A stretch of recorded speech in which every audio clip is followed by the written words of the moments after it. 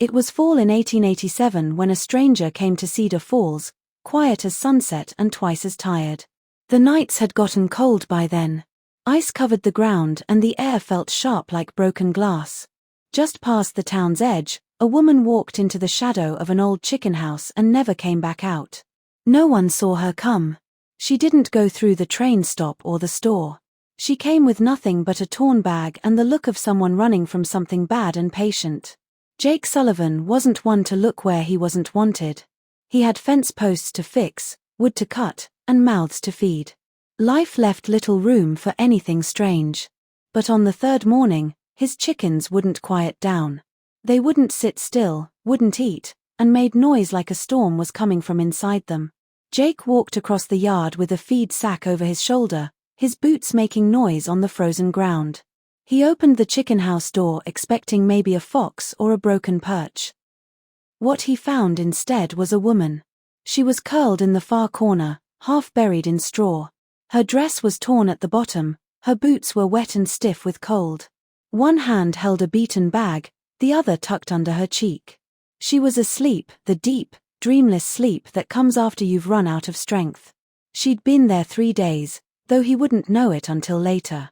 3 nights of cold, hunger, and silence, lying beside chickens and ghosts alike.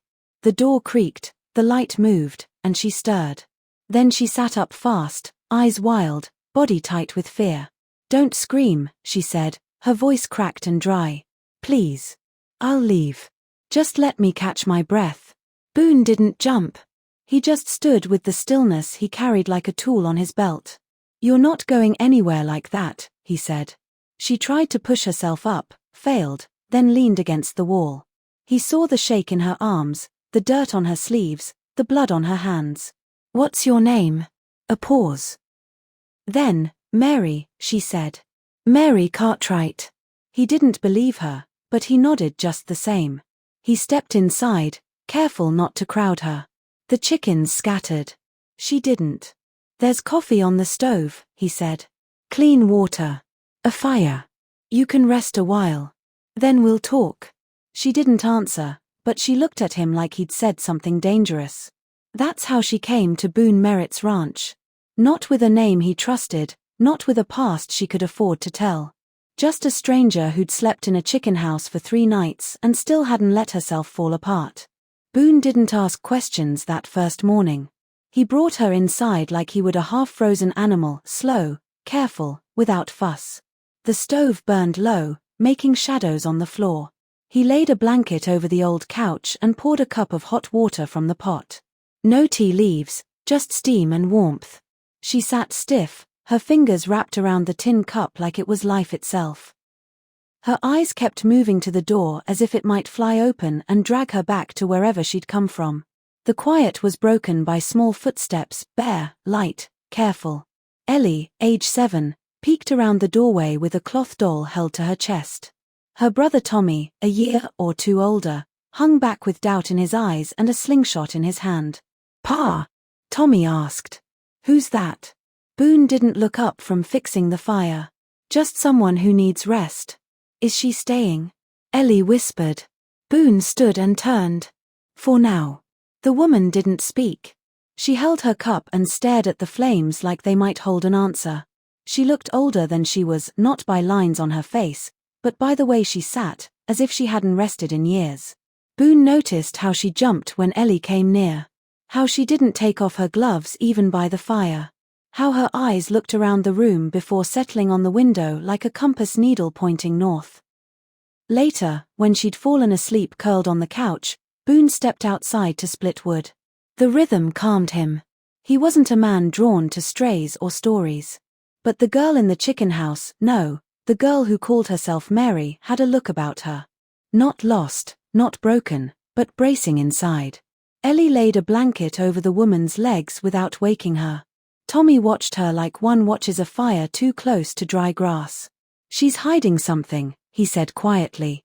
Boone didn't answer. He didn't have to. They both knew he thought the same.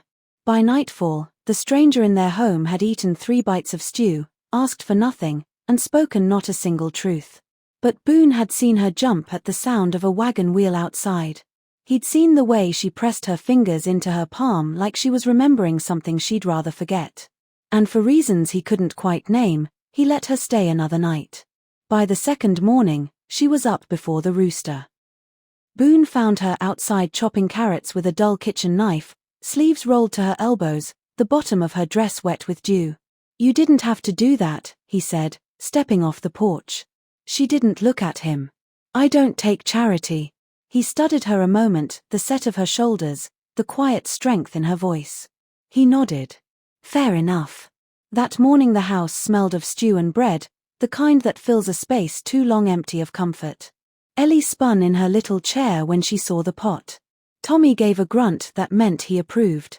The woman ladled the stew with care but didn't serve herself. "Ain't you gonna eat?"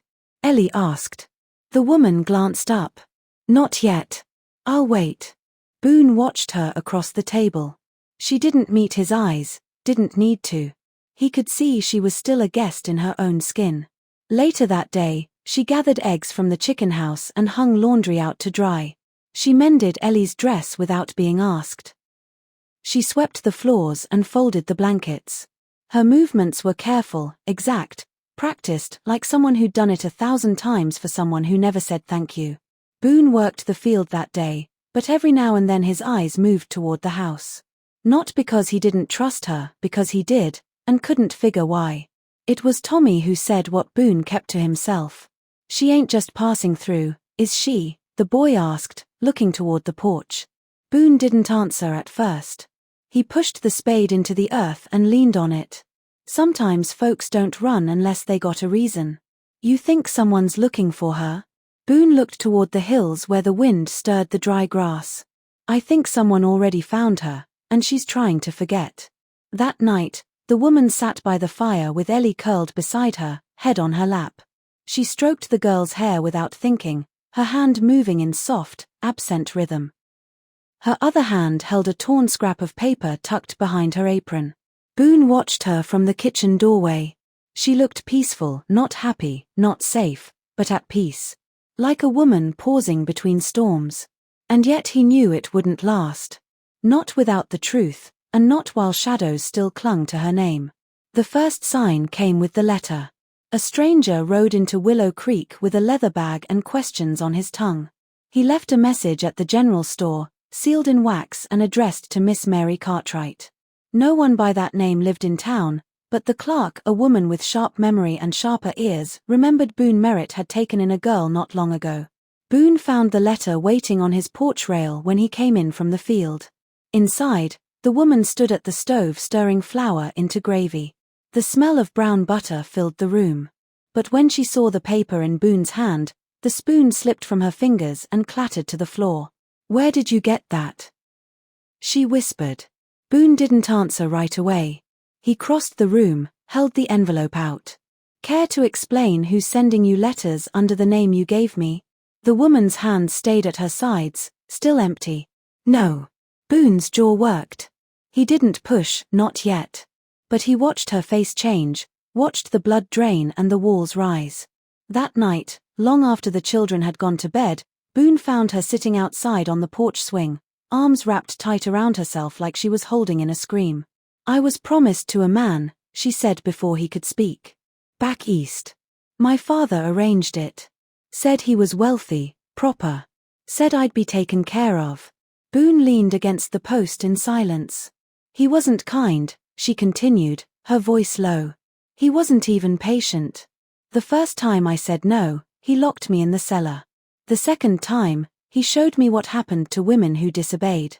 She looked up then, and her eyes weren't pleading. They were hollow, rimmed with quiet fire. "I didn't run because I was spoiled. I ran because I was going to die in that house, and no one would have cared." Boone didn't reach for her, didn't speak right away. The wind moved between them, soft and dry. "You should have told me," he said. "Would you have let me stay?" He paused, not because he didn't know the answer, but because he did. "Yes," he said finally. "But I wouldn't have waited so long to start worrying." They didn't speak much after that, but the silence felt different now. Not like absence, but like space waiting to be filled.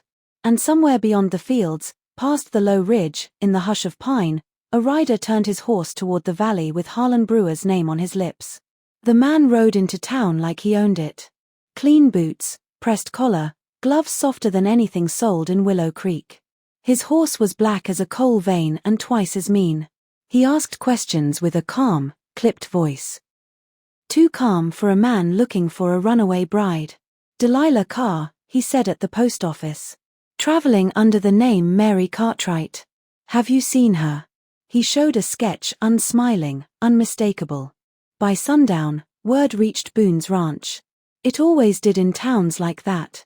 News didn't travel, it leaped. Tommy brought it home first, breathless from the general store. A man's in town asking about her, he said. Riding a black horse. Says she's his wife. Delilah dropped the bowl she was drying. It shattered against the sink. Her hands didn't move. Neither did her eyes. Boone didn't ask if it was him. He didn't need to. He stood in the center of the kitchen and looked at her like a man who had just watched a window crack slow and final. We'll handle it, he said. How? She asked, her voice barely breath. You saw what he's capable of from a letter.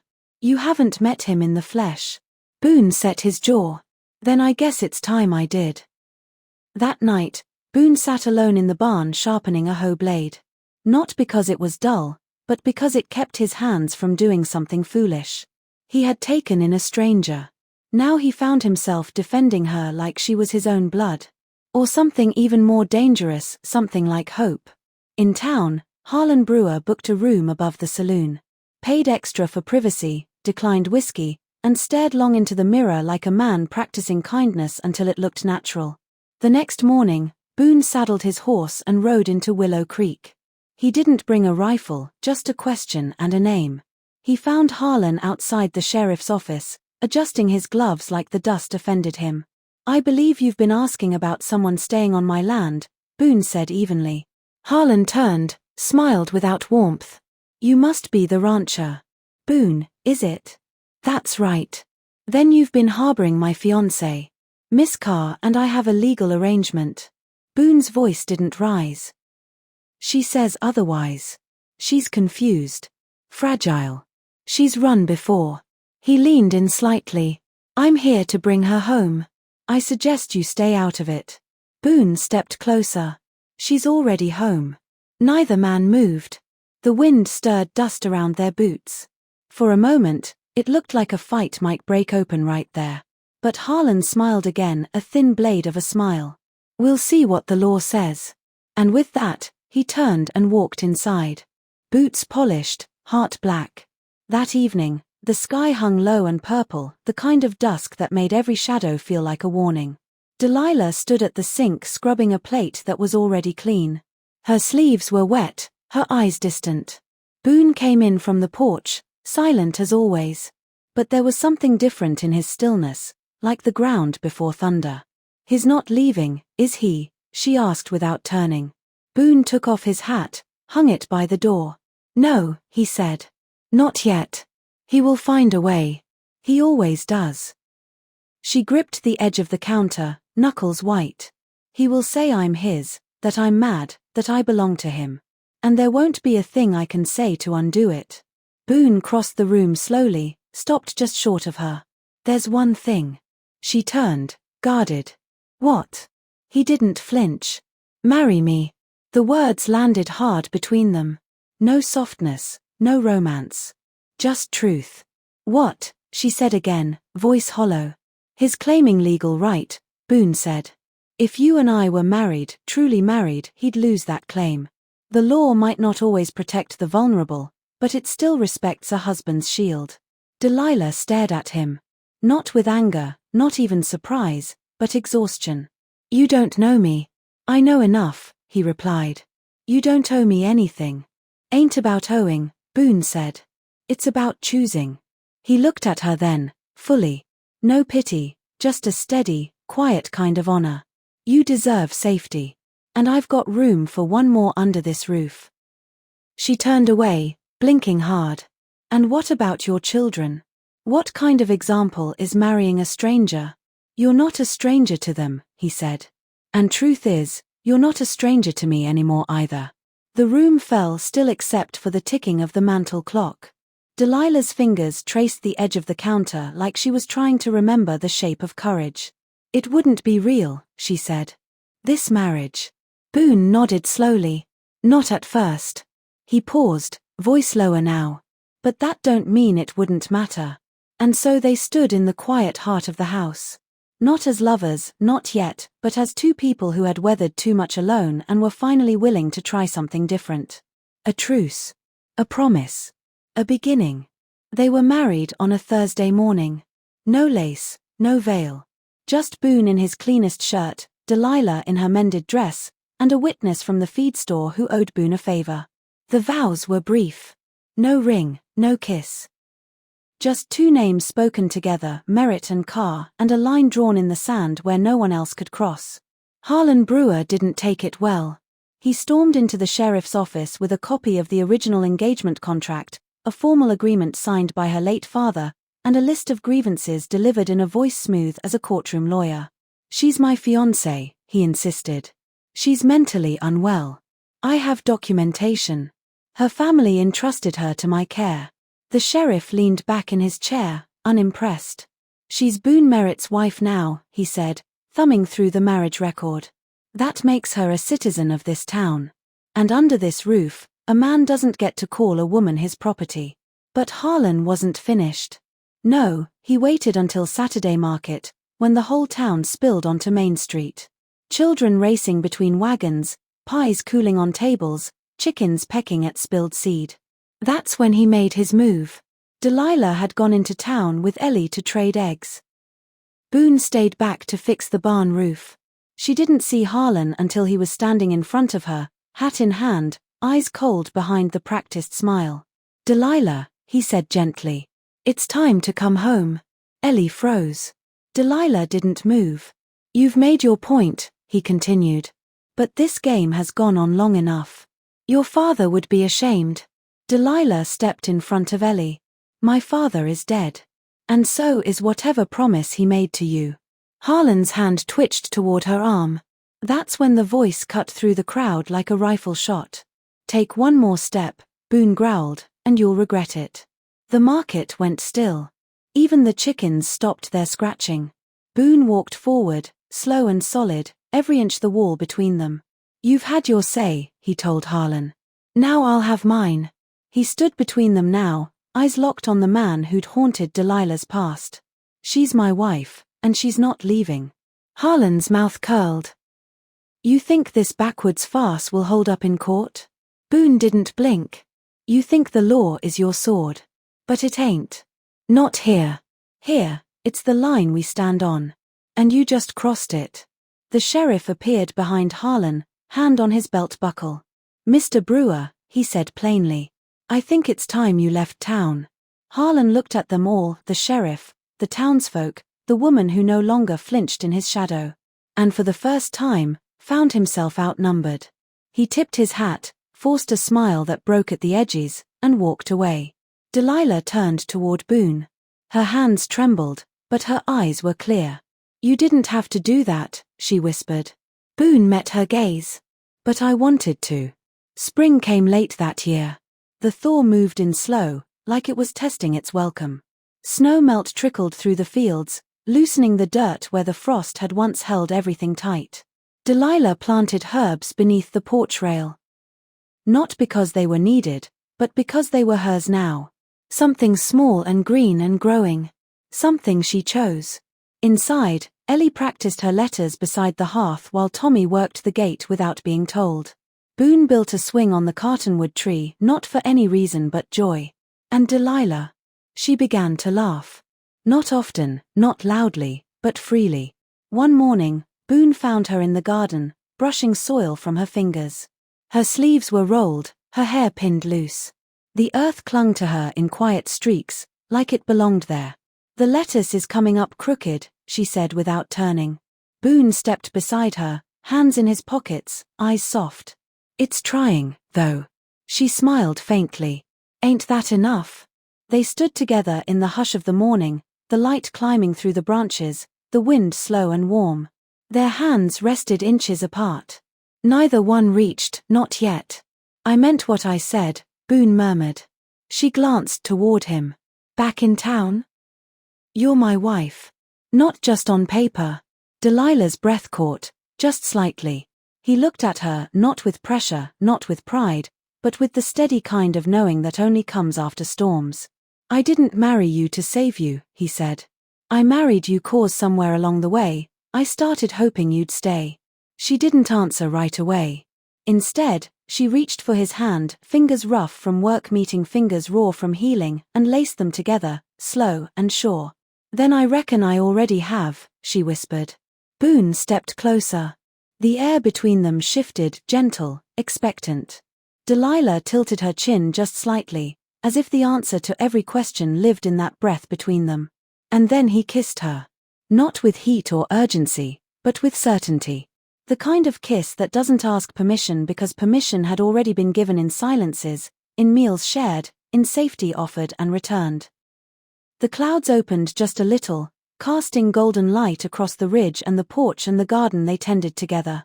And for the first time since she'd crawled out of that chicken house, Delilah Carr